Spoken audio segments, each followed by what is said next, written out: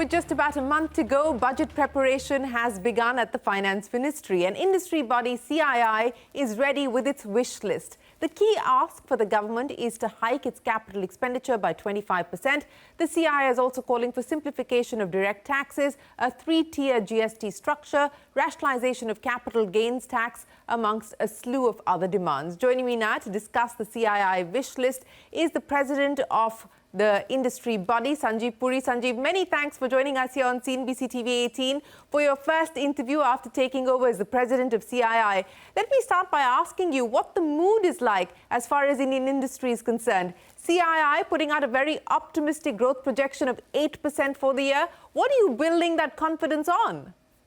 Always a pleasure, Shereen, to speak to you. And yes, I think the sentiment is very positive in the CII membership. See, we are starting the year on the back of a very strong year that's been concluded, where GDP estimates far exceeded, or the actual GDP numbers far exceeded all the estimates that happened during the year. And this has been so because of a lot of purposeful interventions that have happened over several years. We continue to see that the high frequency indicators are also robust as we start this year, and we also believe that given the weather forecast, agriculture is set to do better. We also believe that inflation will be in the range of about 4.5%, and global trade is also going to improve from where it was last year. And of course, the private capex is starting to kick in. We are seeing the trajectory is positive. And the business confidence in the first quarter was the highest that we saw in the CII surveys. So given all of this, we believe that we are onto a very strong footing, and that's what leads us to believe that we should get to 8%. I understand it's a percent higher than kind of the numbers that we have seen from other agencies. Right. Sanjiv, as you pointed out, it is higher than consensus. But, you're talking about confidence and you're talking about strong growth. I know that not just as your CII hat, but as the chief of ITC, you get a pulse check on what's happening as far as the rural economy is concerned. When we last spoke, you did speak of emerging green shoots. Has momentum picked up for the rural economy? And is it a secular uptrend across the country? Yeah, yes, certainly green shoots are there in the rural economy, and this has been articulated by many CII members as well. And we also find that the expectation of the crop this time, because of the rainfall, is also expected to be a good crop. So all this should be a sentiment positive. It should bring more income into the hands of the farmers. In prior year, the problem had also been because of the weather events adversely impacting agriculture. But this time, things seem to be on track, and we are hoping that from here onwards, things will start picking up beyond what we have seen in the past. It probably is going to be maybe a quarter or two away, but it will certainly start picking up as the realization from the crops keep on coming in. But what about food inflation, Sanjiv? Because that continues to be sticky and fairly stubborn. What is the indication that you're getting there? So we believe that given that the rainfall, the monsoon are expected to be good this time, that those are the forecasts that are available. And based on that, we've seen, as in the past, that the inflation tends to moderate. So that's why we are expecting, CII's estimate is that we're looking at something like a 4.5%. Yesterday's figure also shows the core was at 3%. It's really the food that has been on the higher side, but we believe it will get better given that the rainfalls, etc. forecast are going to be better. So that is going to be a positive going forward. However, of course, we do realize that on a more longer term basis, what we need to collectively work on, and this is there are good examples amongst CII membership, and this is one area that CII would also like to collaboratively work with the government and the society and the farming community, is really building the adaptive capacity, building resilience in agriculture. And there are successful case studies. So how can we kind of multiply this and impact a larger section of farmers? So this is going to be a very important initiative, given that extreme weather events are not going to reduce anytime soon. For decades, they will keep on only increasing because temperatures will rise before they actually, start tapering off. So that's one area we are providing a specific focus. So we're going to have in CII a mission on adaptation, and we are also going to put in special focus on water security, which of course is important for agriculture, but it's also important for every section of society. Speaking of focus areas, under your presidency, the theme is to ensure that India emerges much more competitive on the global front. Now, this also comes at a time when we have a new government in place, albeit a coalition government this time around. Now, we're counting down to a full budget. What is the number one ask, the number one priority that CII wants the government to focus on? So, the budgets in the past from the Honorable Finance Minister have been very clearly visionary and path-breaking. And now that we are looking at a new chapter, or I say new phase of the next 5 years, it's I think tremendous opportunity to have a transformative budget. And when I say transformative, it's like building on the strong foundation that is already in place, a transformative budget, a budget that is inclusive, and so we are really saying that continued investment for inclusive growth, a lot of investment for fighting the climate emergency, and adhering to the fiscal consolidation glide path. So within these parameters, we would certainly like to see the investments in capex, building platforms to build consensus on some of the very important reforms that fall within the gamut of both the center and the state, be it labor, land, agriculture, even fiscal sustainability, amongst others. We're looking at a lot more investment. Of course, within the capex that is going to come in, public capex, also looking at greater investment in rural areas, so a lot more jobs can be created in the rural area. In addition to that, a lot more investment in human capital development, on education, on healthcare, on skilling. And with specific focus on rural would be one area that would be very, very impactful. And there could be an opportunity to create integrated hubs around village clusters to provide some of these services. So these would be some of the top areas that we are looking at. But specifically for the rural economy, Sanjiv, what is it that you would like the government to facilitate? Where do you believe the government needs to spend when it comes to rural transformation that you speak of? Okay, so let me also preface this by saying that in CII we believe that we are also partners in this whole transformation, and therefore when I'm giving out the suggestions, let me also say that CII and members of CII will also be participating and contributing to this. So what we are really saying is that, if you look at the rural economy, and I divide it into two horizons. Horizon one would be about looking at how can I strengthen and also secure today's dominant source of income, which is agriculture. So this is about agriculture productivity and about also building resilience. So that's horizon one. And the second piece would be about how does one invest to prepare the youth there to partake in other opportunities in the economy. So that's where the human capital development aspects come in. And in that respect, one of the suggestions we have is to create integrated rural development hubs. So that can be around cluster of villages. CII will set up model career centers there, And we will also encourage our members to participate and invest in skill building centers in these areas so that the youth in rural can be empowered. And given that, the connectivity has much improved with all the investments in infrastructure, so it's eminently possible to do that today because the distance to travel to a centralized hub from a village is more manageable today than it was ever before. So I think time has come for these kind of hubs to get created.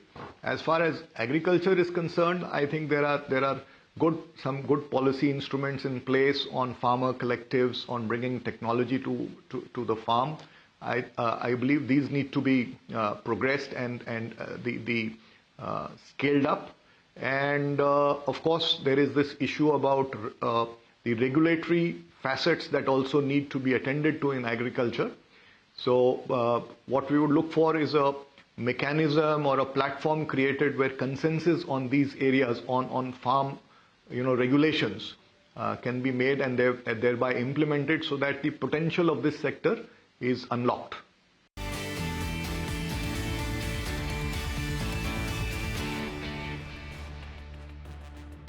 Welcome back. You're watching On the Record with me, Shereen Bhan. We're in conversation with the President of CII, Sanjiv Puri. The first meeting of the GST Council under this government is expected to take place on the 22nd of June. But what is the realistic expectation, Sanjiv, on rates? I know CII is proposing a three-tier structure. Do you believe that we are likely to move down that road? So there are really two main suggestions that CII has as far as GST is concerned. And I think given that GST is now matured, it's time to look at that. One is to get into a three rate structure. And the second is, there are some areas like petroleum, real estate, etc., which are outside the realm of GST. So we are suggesting that everything now should fall within the realm of GST. So two major suggestions is what we are advocating.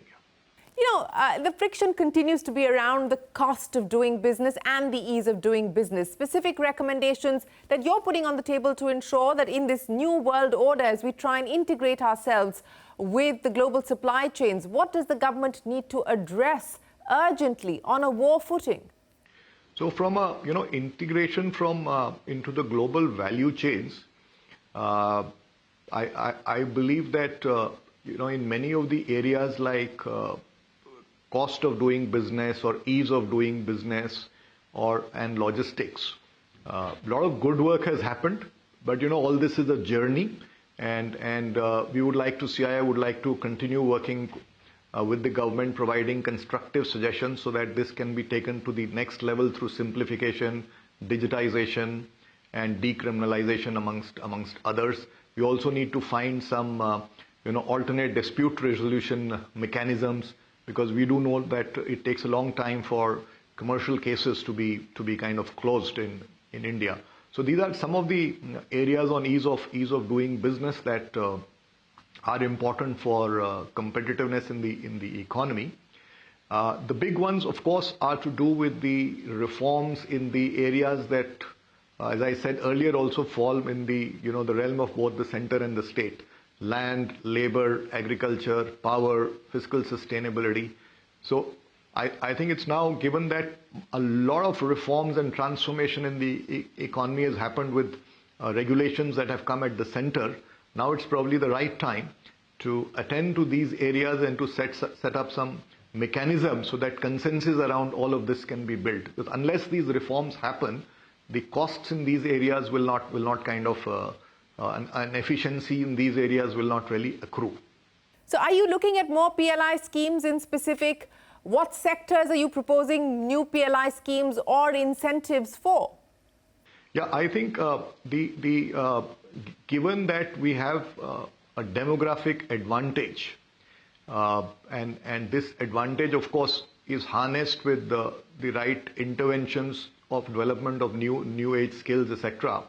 But also equally, the economy needs to create far more jobs than it has created in the past. And therefore, there's a need to provide impetus to labor-intensive sectors. So we are recommending a employment-linked scheme, of course, with appropriate output indicators, in labor-intensive sectors like toys, apparel, retail, tourism, media and entertainment, amongst others. Many of these sectors also create an ecosystem of small and micro enterprises. Tourism, for example, creates a lot of micro enterprises. Could be for transportation, could be for guides, could be for the food services. There are many areas that such multipliers do occur. So this is an area that we are strongly suggesting that some incentive schemes be created to provide impetus to this area, and so that the benefits of this area can be realized. So when you talk about employment-linked incentives, is there a quantum of employment that you factored in for when you believe the incentives should start to kick in?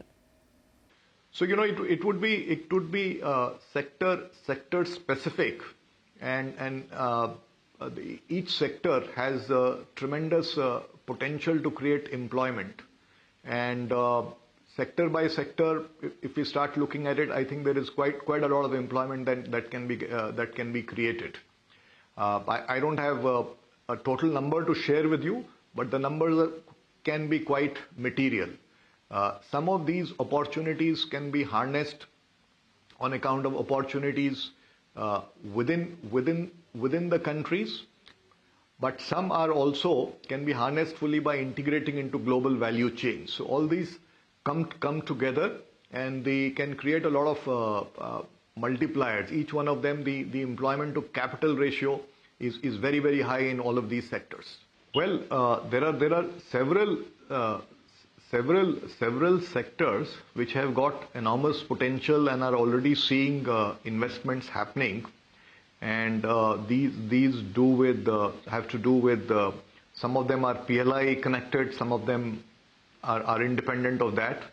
And for example, anything connected to infrastructure, cement, steel, etc., anything connected with the new age economies, the EVs, energy transition related, anything connected with semiconductors. Now these are areas, or electronics for that matter. These are areas with enormous potential. And of course, the traditional sectors also, whether it's apparel or food processing, hospitality, all of them have enough and more potential in India. Ultimately, if we look at the consumption in India, the penetration and the per capita consumption levels leave a lot of headroom for growth. And by 2030, with the manner in which the economy is going to grow, and when it reaches about 7 trillion, the per capita income will be in the region of 4,000 or 5,000. And typically it's seen as that level of per capita incomes leads to an inflection in the consumption. So huge potential from many sectors. So overall, I would say across sectors there is tremendous optimism, and I said earlier that that was reflected also in the CII Business Confidence Survey, where we got the highest that we've got out of all the quarters in the fourth quarter.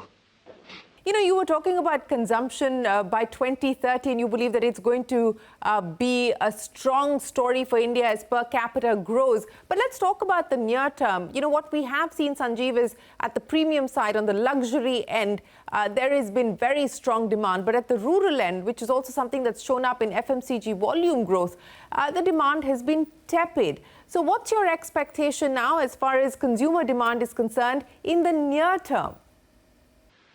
I believe that it should start, getting better, particularly from the second half of this year, because one is we are going to see the, benefit of a good rainfall, and therefore good crop. And second is progressively we will also see the, the lagged impact of some of the many policy interventions that have been happening over a period of time, whether it's public capex and so on and so forth, and which also create jobs. So certainly all of this will start providing the impetus going forward. And at the end of it, it's going to be, over a sustained period, it's going to be around creation of jobs in the economy. And given that the rate at which the economy is going, I think it will only improve going forward because capacity utilizations have increased. In the CII business surveys also, the indications are that capacity utilizations are pretty high, and that augurs well for fresh investments, and all these will create jobs. So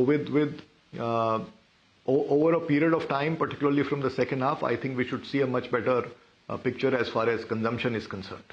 Right, Sanjiv Puri, it's always a pleasure. Many thanks for joining us here on CNBC-TV18. We wish you the very best of luck as you take over the presidency of CII for the year ahead. And we look forward to seeing more of you in Delhi and for the budget. All right. Thank you, Shereen. Always a pleasure. Well, with that, it is time for us to wrap up this edition of On the Record with me, Shereen Bhan. We are going to take a break and return with a lot more. Stay tuned. We're back in a moment.